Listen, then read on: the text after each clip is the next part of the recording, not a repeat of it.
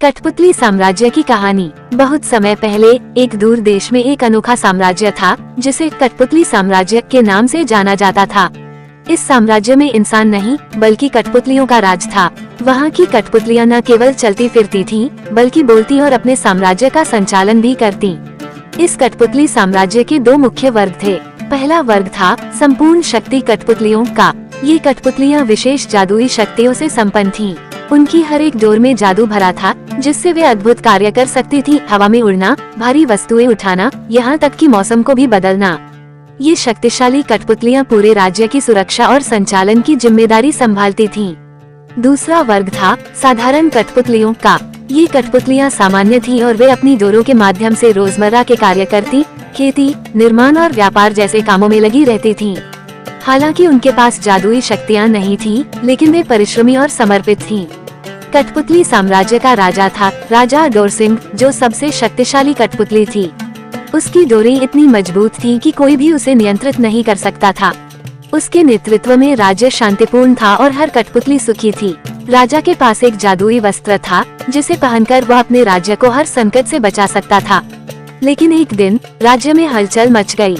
राजा डोरसिंह का प्रमुख सलाहकार मंत्र डोरी, जिसने वर्षों से राज्य की सेवा की थी, अचानक से राज्य पर अधिकार करने का सपना देखने लगा। मंत्र डोरी खुद भी एक शक्तिशाली कठपुतली था, लेकिन वह राजा के जादुई वस्त्र को चुराना चाहता था ताकि वह राजा बन सके। एक रात जब सभी कठपुतलियां सो रही थीं, मंत्र डोरी ने चुपके से राजा का जादुई वस्त्र चुरा लिया। सुबह होते ही उसने राज्य के हर कोने में घोषणा करवा दी कि अब वो नया राजा है। राजा डोरसिंह को जब ये बात पता चली तो उसने मंत्र डोरी से सामना करने का निर्णय लिया। लेकिन मंत्र डोरी अब पहले से अधिक शक्तिशाली हो चुका था। दोनों के बीच एक भयानक युद्ध हुआ। मंत्र डोरी ने अपनी शक्तियों का दुरुपयोग करते हुए साधारण कठपुतलियों को डराना शुरू कर दिया। राज्य में अराजकता फैल गई और सभी कठपुतलियां भयभीत हो गयीं। तभी साधारण कठपुतलियों ने मिलकर एक योजना बनाई। उन्होंने अपने हुनर और एकजुटता का इस्तेमाल किया और एक विशाल डोरी बनाई जो मंत्र डोरी की शक्तियों को नियंत्रित कर सकती थी। अंत में साधारण कठपुतलियों की एकता और साहस ने मंत्र डोरी को हराने में सफलता पाई। उन्होंने मंत्र डोरी की डोरी काट दी, जिससे उसकी जादुई शक्तियाँ खत्म हो गयीं। राजा डोरसिंह को वापस उसका जादुई वस्त्र मिल गया और कठपुतली साम्राज्य में फिर से शांति लौट आई। राजा ने साधारण कठपुतलियों की वीरता की सराहना की और यह घोषणा की कि चाहे किसी कठपुतली के पास जादुई शक्तियां हो या न हो, हर कठपुतली का योगदान महत्वपूर्ण है। कठपुतली साम्राज्य में फिर से खुशहाली आ गई और साधारण कठपुतलियों को पता चला कि सच्ची शक्ति उनकी एकता और साहस में छिपी है, न कि जादुई शक्तियों में। और इस तरह कठपुतली साम्राज्य में सब खुशी खुशी रहने लगे। समाप्त। कठपुतली साम्राज्य में शांति और खुशहाली लौट आई थी, लेकिन कहानी यहीं खत्म नहीं हुई। साधारण कठपुतलियों को अपनी एकता और साहस का एहसास हो चुका था और अब वे अपने जीवन को और भी बेहतर बनाने के लिए प्रयास करने लगी। राजा डोरसिंह ने उनकी वीरता को देखकर एक नई योजना बनाई जिससे राज्य की सभी कठपुतलियों को शक्ति और सम्मान मिल सके, भले ही उनके पास जादुई शक्तियां हो या नहीं। राजा डोरसिंह ने घोषणा की कि राज्य में हर कठपुतली को अपनी विशेषताएं और हुनर विकसित करने का अवसर मिलेगा। एक नई शिक्षा प्रणाली बनाई गई जहां साधारण कठपुतलियों को नई नई तकनीकों, कला और विज्ञान की जानकारी दी जाने लगी। कठपुतलियां अब न सिर्फ मेहनत करती, बल्कि अपने काम को नई ऊंचाइयों तक पहुंचाने के लिए नए विचार और खोज भी करती। राज्य में एक अनोखा प्रशिक्षण केंद्र बनाया गया जिसका नाम था कठपुतली विद्या मंदिर। यहाँ सभी कठपुतलियों को नई शक्तियाँ सीखने का मौका दिया गया। वे जादू और तकनीक को मिलाकर अद्भुत चीजें बनाती। कुछ कठपुतलियाँ हवा में तैरती तो कुछ पानी में चलने लगी। कुछ ने तो यहाँ तक खोज निकाला कि कैसे वे अपनी डोरों से बिना बंधे भी चल सकती हैं। इस बदलाव से राज्य में क्रांति आ गई। अब साधारण कठपुतलियाँ भी नए नए आविष्कार करने लगी और राज्य की उन्नति में महत्वपूर्ण भूमिका निभाई।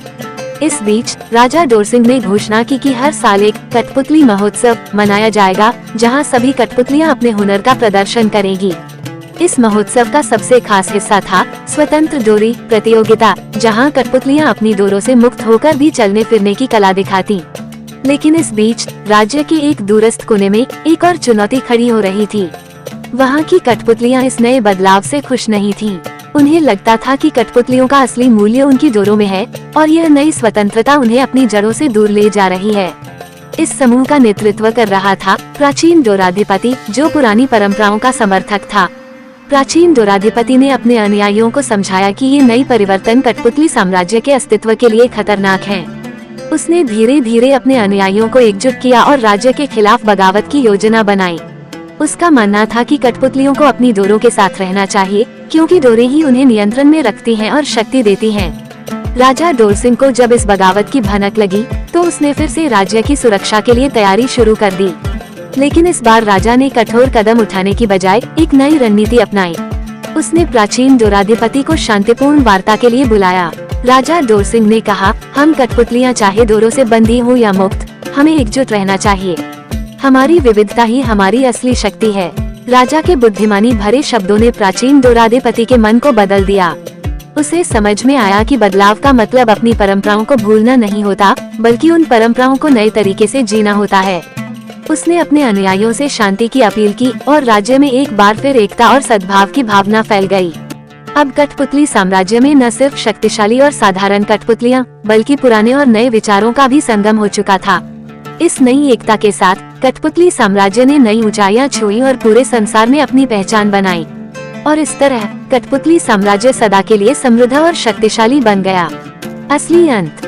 कठपुतली साम्राज्य में एकता और समृद्धि के बाद भी एक और अध्याय खुलने वाला था, जो इस अद्भुत साम्राज्य की यात्रा को और दिलचस्प बना देगा। राजा डोरसिंह के नेतृत्व में राज्य ने अभूतपूर्व उन्नति की, लेकिन समय के साथ साथ कठपुतलियों में नई पीढ़ी का उदय हो रहा था। नई पीढ़ी की कठपुतलियां और भी ज्यादा जिज्ञासु और साहसी थीं। वे कठपुतली साम्राज्य के बाहर की दुनिया को जानने और समझने के लिए उत्सुक थीं। हालांकि कठपुतली साम्राज्य अपने नियमों और स्वतंत्रता के लिए प्रसिद्ध था, लेकिन उसकी सीमाओं से बाहर की दुनिया हमेशा रहस्यमय मानी जाती थी। राजा डोरसिंह को इस नई पीढ़ी की इच्छाओं का एहसास हुआ। उसने महसूस किया कि केवल कठपुतली साम्राज्य के अंदर रहकर ही कठपुतलियों की तरक्की सीमित हो सकती है।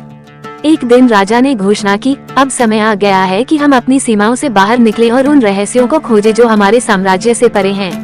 ये सुनकर कठपुतली साम्राज्य में उत्साह की लहर दौड़ गई। नई पीढ़ी के कठपुतलियों ने राजा की इस योजना का स्वागत किया और जल्द ही एक खोजी दल का गठन किया गया, जिसका नेतृत्व राजा की बेटी राजकुमारी झनकार ने किया। झनकार एक बेहद बुद्धिमान और साहसी कठपुतली थी, जिसके पास न केवल अपने पिता की ताकत थी, बल्कि अपने दिमाग से हर परिस्थिति को सुझाने की कला भी थी। झनकार और उसका दल सीमा पार करके एक अनजानी दुनिया में पहुँचे, जहाँ उन्होंने अजीब और अद्भुत चीजें देखी। इस नई दुनिया में न केवल कठपुतलियां थीं, बल्कि अन्य जीव और वस्तुएं भी थीं, जिन्हें कठपुतलियों ने पहले कभी नहीं देखा था। ये जगह रहस्यमय धागों की भूमि के नाम से जानी जाती थी, जहाँ की कठपुतलियां पूरी तरह से स्वतंत्र थीं। उनकी डोरें नहीं थीं, लेकिन वे फिर भी बिना किसी नियंत्रण के हिलती डुलती थीं। झनकार और उसकी टीम इन स्वतंत्र कठपुतलियों से बहुत प्रभावित हुई। उन्होंने सीखा कि इस भूमि में कठपुतलियां अपनी खुद की शक्ति से संचालित होती हैं और उनकी डोरें अंदरूनी रूप से उनकी आत्मा से जुड़ी होती हैं। वे अपने भाग्य की मालिक थीं और किसी बाहरी शक्ति पर निर्भर नहीं थीं।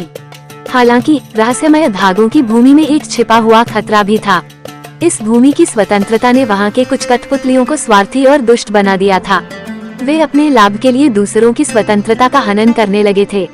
इन कठपुतलियों का नेता था तंत्रपाश, जिसने अपनी जादुई शक्ति से पूरे राज्य पर कब्जा करने की योजना बनाई थी।